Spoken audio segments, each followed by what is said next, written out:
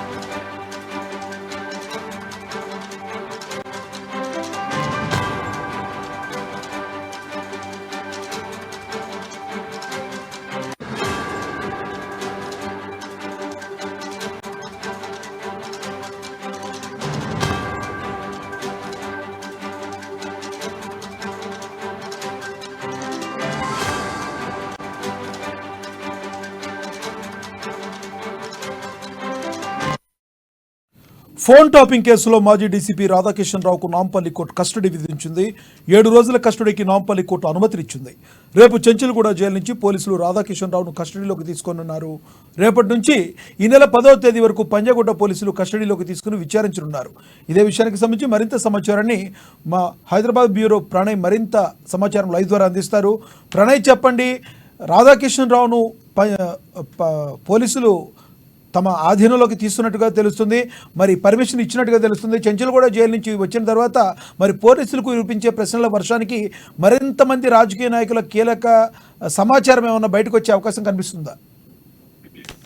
Yes Lakshminath, ఖచ్చితంగా చెప్పుకోవాలి. రాధాకృష్ణ రావుని కస్టడీకి తీసుకున్న నేపథ్యంలో కూడా తీసుకోవడానికి బలమైన కారణం కూడా ఇప్పటికే పలువురికి సంబంధించినటువంటి నాయకుల పేర్లు వినిపిస్తున్న నేపథ్యంలో కూడా పూర్తిగా మనకు డీటెయిల్స్ అందజేయడం కోసమే పూర్తిగా కూడా రాధాకృష్ణ అదుపులోకి తీసుకోబోతా ఉన్నారు. మరి కస్టడీకి తీసుకొని దాదాపులో కూడా ఈ నెల 10వ తేదీ వరకు కూడా కస్టడీలో తీసుకొని విచారణ చేపట్టబోతా ఉన్నారు. ప్రధానంగా రాధాకృష్ణ సంబంధించినటువంటి నేపథ్యంలో కూడా మొన్న ఏదైతే భుజంగరావుతో పాటుగా తిరుపతి ఇచ్చినటువంటి స్టేట్మెంట్ తో రాధాకృష్ణని అదుపులోకి తీసుకోవడం జరిగింది. అనంతరం కూడా ఆయన కొంత విచారించిన నేపథ్యంలో కూడా మరికొన్ని వివరాలను సేకరించేటువంటి ప్రయత్నంలో భాగంగా ఈ రోజు కోర్టులో అప్పగించడం జరిగింది. కోర్టులో నాంపల్లి కోర్టు ప్రొడ్యూస్ చేసిన అనంతరం కూడా మళ్ళీ కోర్టుని ఏదైతే పంజాగుట్ట పిఎస్ నుంచి ఏదైతే ఆ దర్యాప్తు బృందం పూర్తిగా కూడా మాకు ఒక వారం రోజుల పాటు కూడా అదుపులోకి కావాలంటే కూడా కస్టడీ కోరడం జరిగింది. కోరిన నేపథ్యంలో కూడా నాంపల్లి కోర్టు దీనికి అంగీకరించిన నేపథ్యంలో కూడా రేపు చంచల్గూడ జైలు నుంచి నేరుగా కూడా పంజాగుట్ట పోలీస్ స్టేషన్ తరలించబోతా ఉన్నారు. పంజాగుట్ట పోలీసులు దాదాపు కూడా ఈ నెల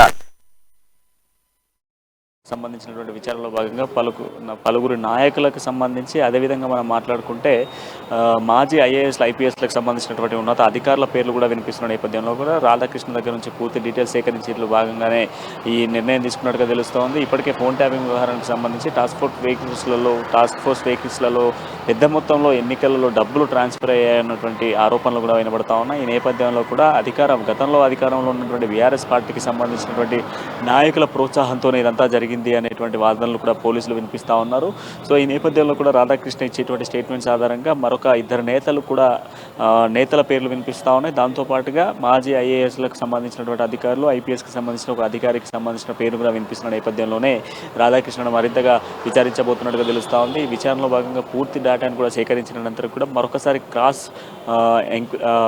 ఇంట్రగేషన్ కూడా చేయబోతా ఉన్నారు. దాంతోపాటుగా ఇటు భుజంగరావు ఇచ్చినటువంటి స్టేట్మెంట్స్లలో ఉన్నటువంటి మాటలతో పాటుగా ప్రభాకర్ రావు ఇచ్చినటువంటి స్టేట్మెంట్స్ను కూడా పరిగణలోకి తీసుకొని రాధాకృష్ణను అదే విచారించబోతున్నట్టుగా తెలుస్తూ ఉంది. లక్ష్మీనాథ్, అంటే ప్రభాకర్ రావు ఎప్పుడు విదేశాల నుంచి వచ్చే అవకాశం ఉంది?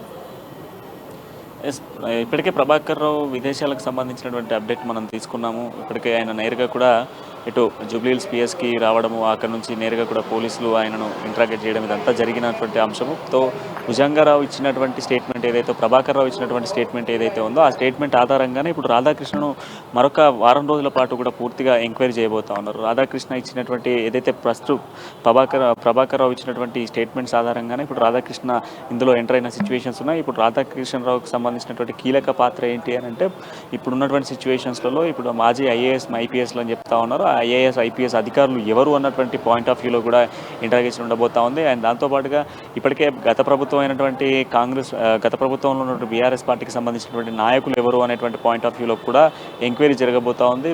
దీనికి పూర్తిగా కూడా కోర్టు అయితే సహకరిస్తున్న సిచ్యువేషన్స్ కనబడుతూ ఉన్నాయి. ఎందుకంటే ఎన్నికల సమయం దగ్గర పడుతున్న నేపథ్యంలో కూడా పార్టీలకు సంబంధించిన నేతల ఇంపాక్ట్ కూడా ఎక్కువగా ఉండేటువంటి అవకాశాలు ఉన్నాయి కనుక ఇప్పటికే అన్ని పార్టీలకు సంబంధించిన నాయకులు స్పందిస్తున్న సిచ్యువేషన్స్ కనబడుతున్నాయి. ప్రతి నాయకుడు కూడా ఫోన్ ట్యాపింగ్కి సంబంధించిన వ్యవహారంలో పూర్తి స్థాయిలో స్పందిస్తూ ఉన్నారు. ఇంతకుముందుకే మనతో ముఖాముఖిగా కూడా దుద్దిల శ్రీధర్బాబు దీనికి సంబంధించి ఖచ్చితమైనటువంటి చర్యలు ప్రభుత్వం నుంచి ఉండబోతా ఉన్నాయి. ఎవరైతే ఫోన్ ట్యాపింగ్కి సంబంధించినటువంటి వ్యవహారంలో పాత్రలు వహించారో వాళ్ళు ఖచ్చితంగా కూడా వాళ్ళ చర్యలు తీసుకుంటామని చెప్పేసి కూడా చెప్తా ఉన్నారు. కేటీఆర్కి సంబంధించిన పేరు వస్తూ ఉన్నప్పటి నేపథ్యంలో కూడా కేటీఆర్ కూడా దీని మీద స్పందించడం జరిగింది. కొందరు నాయకులకు నోటీసులు కూడా జారీ చేసిన సిచ్యువేషన్స్ కనబడతా ఉన్నాయి. ఎందుకంటే నా పేరు అసత్యంగా వాడుతూ ఉన్నారు, పార్టీని ప్రలోభపెట్టేందుకు, ఇప్పటికే పార్టీని భ్రష్టు పట్టించడంతో పాటుగా నా పేరును భ్రష్టు పట్టించేందుకే రాజకీయ ఎత్తుగడలకు పాల్పడుతున్నారు అన్నటువంటి పాయింట్ ఆఫ్ వ్యూలో కూడా కేటీఆర్ మాట్లాడుతూ ఉన్నారు. సో ఈ నేపథ్యంలో రాధాకృష్ణ ఇచ్చేటువంటి స్టేట్మెంట్ చాలా కీలకంగా మారబోతా ఉంది. లక్ష్మీనాథ్, రాధాకృష్ణన్ రిమాండ్ రిపోర్ట్లో ఏదైతే ఉందో మా సుప్రీం ఆదేశాలు చెప్పి బట్టే మేము చేశామని ఆయన రిమాండ్ రిపోర్ట్లో ఉంది. ఇంతగా సుప్రీం ఎవరు అనుకోవాలి? డీజీపీ అనుకోవాలా, లేదంటే బీఆర్ఎస్ నేతలు కేసీఆర్ అనుకోవాలా, కేటీఆర్ అనుకోవాలా? దీంట్లో రెండు విధాలుగా మనం ఆలోచించాల్సిన సిచ్యువేషన్స్ ఉన్నాయి లక్ష్మణ్. ఎందుకంటే మొదటగా ప్రభుత్వం చొరవ తీసుకొని ఎవరిదైనా ఫోన్ ట్రాప్ చేయాలి లేదంటే ఫోన్ ట్యాప్ చేయాలి అని అనుకుంటే ఖచ్చితంగా ప్రభుత్వానికి సంబంధించినటువంటి ఇన్ఫర్మేషన్ కానీ ప్రభుత్వం నుంచి వచ్చేటువంటి ఆర్డర్స్ కాపీ కానీ ఖచ్చితంగా ఉండాలి. సో ప్రభుత్వం ఇచ్చేటువంటి ఆర్డర్ కాపీస్తోనే ఎవరైనా ఫోన్ ట్యాపింగ్ చేయడానికి, ఇది అధికారికంగా చేయడానికి మాత్రం ఛాన్సెస్ ఉన్నాయి. సో నిన్న కేటీఆర్ మాట్లాడుతూ అధికారికంగా చేయొచ్చు అన్నటువంటి పాయింట్ ఆఫ్ వ్యూలో కూడా కేటీఆర్ మాట్లాడడం జరిగింది.